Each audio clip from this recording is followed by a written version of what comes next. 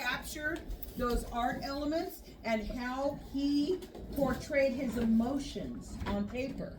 And then 15 minutes for you guys to create your own Picasso, okay?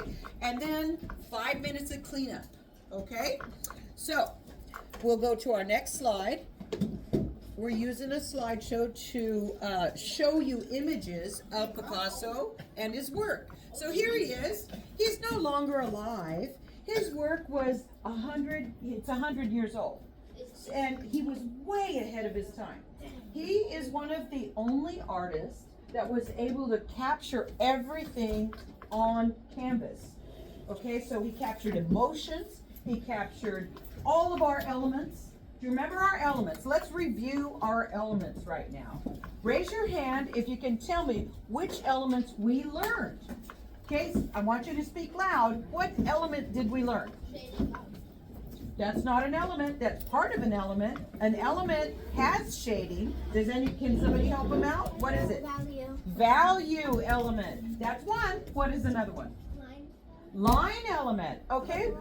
And line element is used to what?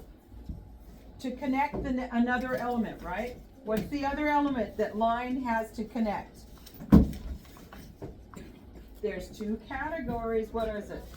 Shape. That's our, and okay, here's a question. What two categories of shape do we remember?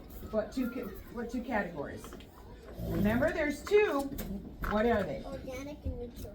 Organic and geometric. Geometric is what we use in math, right? And organic is everything else. So we have that. There's another element that we covered. What element was that? What is it? Color. Color. And remember when we had the color wheel? Do you remember? Okay.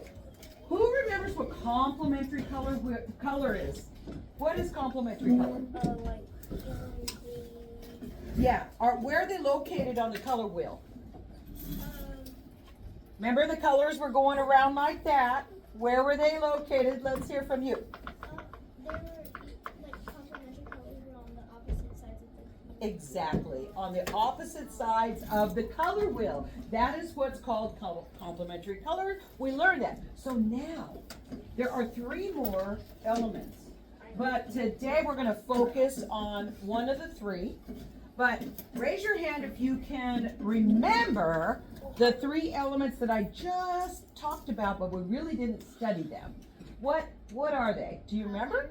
What is it? Color. Color we already did. The new ones that I'm introducing, I showed one video of the 3 new elements. Can you name one? What is it? Shading. Nope, that's part of value. So it is space. Okay, remember that? Nope. Space. Okay, good, because we're going to focus on that. You have your hand up. Is there Texture. texture? Very good. That's another one. Okay.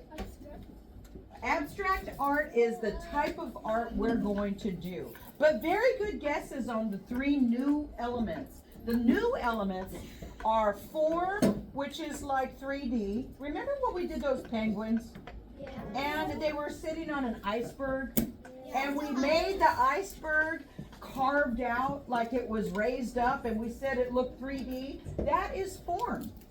Form is like a cube or a sphere that looks 3D. It could also be a portrait, and that's what Picasso did. And we'll look at how he used the element space. Space is, the background is called negative space, and the picture, the image, is called positive space. So we are going to travel through Picasso's life, and we're going to pick out those elements. So here's our first